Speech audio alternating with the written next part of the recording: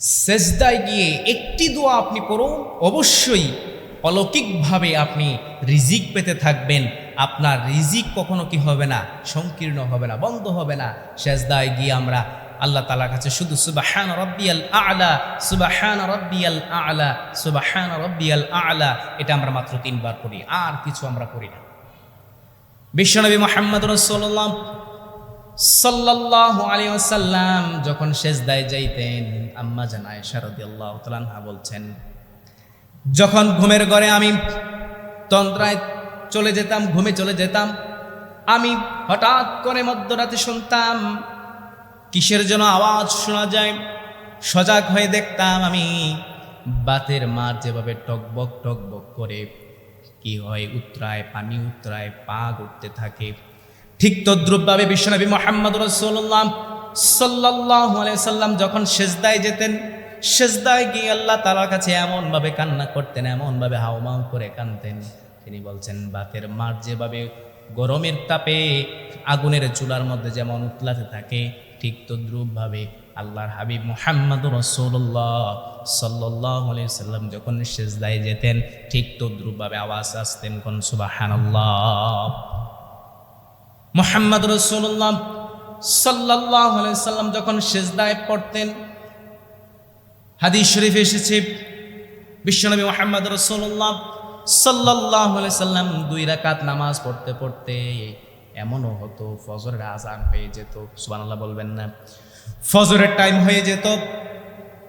বিশ্বনবী মুহাম্মদ রাসূলুল্লাহ সাল্লাল্লাহু আলাইহি ওয়াসাল্লাম যখন নামাজে দাঁড়াতেন, 2 রাকাত নামাজে ঘন্টার পর ঘন্টা চলে যেত। কয়েকটি সূরা তেলাওয়াত করতেন, তিনি সেজদায় গিয়ে লম্বা দোয়া পড়তেন মুহাম্মদ সাল্লাল্লাহু আলাইহি ওয়াসাল্লাম। রুকুতে দোয়া করতেন, দাঁড়িয়ে দোয়া করতেন, বসে দোয়া করতেন। অতএব মুহাম্মদ রাসূলুল্লাহ সাল্লাল্লাহু আলাইহি ওয়াসাল্লাম যেভাবে সেজদায় গিয়ে দোয়া করেছেন, আমরাও যদি সেজদায় গিয়ে একটি দোয়া করতে পারি, তাহলে আমাদের রিজিকের মধ্যে কখনো কি হবে না, সংকীর্ণতা আসবে না, রিজিক বন্ধ হয়ে যাবে না। অনেক সময় মানুষগুলো হতাশ হয়ে যায়। দেখবেন অনেক মানুষ এসে বলে, হুজুর ঘরে ইনকাম নাই, টাকা পয়সা নাই, অনেক কষ্ট করে জীবন পরিচালনা করছি, অনেক কষ্টে জীবনযাপন করতেছি, সন্তানদের চাহিদা পূরণ করতে পারছি না, বিবির চাহিদা পূরণ করতে পারছি না, নিজের চাহিদা পূরণ করতে পারছি না, ভালো একটা খাবার খেতে পারছি না, ভালো একটা পোশাক পরতে পারছি না। তার কারণ হলো আপনি আল্লাহ তাআলার উপর কি করছেন না, তাওয়াক্কুল করতে পারছেন না, এবং আল্লাহ তাআলার কাছে তেমনিভাবে আপনি চাইতে পারছেন না যেভাবে চাইলে পরে আল্লাহ তাআলা আপনাকে দিয়ে দিবেন। কোন সুবহানাল্লাহ। অনেক মানুষ আছে যারা রিজিকের জন্য হতাশ হয়ে যায়, দিক বেদিক ছুটতে থাকে, যেখানে তারা রিজিক পাবে, যেখানে কেউ টাকা দিবে সেখানেই চলে যায়, সেটা হালাল হোক আর হারাম হোক। অথচ বিশ্বনবী সাল্লাল্লাহু আলাইহি ওয়াসাল্লাম বলছেন, আল্লাহ তাআলা কিয়ামতের ময়দানে বনি আদমকে 5টি প্রশ্ন করবে, এর মধ্যে 2টি প্রশ্ন হলো, তুমি কোথায় থেকে ইনকাম করেছো, তা কোথায় ব্যয় করেছো, এর জবাব দাও। সেই দিন এই 2টি প্রশ্ন, 5টি প্রশ্নের উত্তর ছাড়া কোনো বান্দা কোনো বান্দি কি করতে পারবে না, কদম ফেলতে পারবে না। অতএব আপনি কোথা থেকে ইনকাম করলেন, কোথায় তা ব্যয় করলেন, এটা অবশ্যই আপনাকে চিন্তা করা দরকার। আপনার ইনকামটি কি হালাল না হারাম? আপনি কি উত্তম পন্থায় জীবনযাপন করছেন না আপনার হারাম পন্থায় জীবনযাপন করছেন? যদি আপনার ইনকামটা হারাম হয়ে থাকে, তাহলে আপনি কখনো আল্লাহ তাআলার জান্নাতে যেতে পারবেন না। নাউযুবিল্লাহ। তাহলে আপনি আল্লাহ তাআলার কাছে চাইতে হবে যে, আল্লাহ আমাকে আপনি উত্তম রিজিকের ব্যবস্থা করে দেন। এমনভাবে চাইতে হবে, আপনি এটা এভাবে চাইতে পারবেন না যে আল্লাহ আমাকে ওই চাকরিটাই দেওয়া লাগবে, ওই কাজটাই আমাকে দেওয়া লাগবে, আমি ওই দেশেই যাব না। আপনি আল্লাহ তাআলার কাছে চাইবেন, রব আপনি আমাকে উত্তম রিজিকের ব্যবস্থা করে দেন। এটা আল্লাহ তাআলা ভালো জানেন আপনাকে কি রিজিক দিবে। আপনাকে কি আল্লাহ তাআলা বিদেশ পাঠাবে, আল্লাহ কি আপনাকে কোম্পানিতে চাকরি দিবে, আপনি কি ব্যবসা বাণিজ্য করবেন, না কিভাবে আপনি রিজিক পাবেন, আপনি আল্লাহ তাআলার কাছে ছেড়ে দেন। বিশ্বনবী সাল্লাল্লাহু আলাইহি ওয়াসাল্লাম বলেছেন, খায়রি শাররিহি মিনাল্লাহি তাআলা, ভালো মন্দ সব কার পক্ষ থেকে আসে?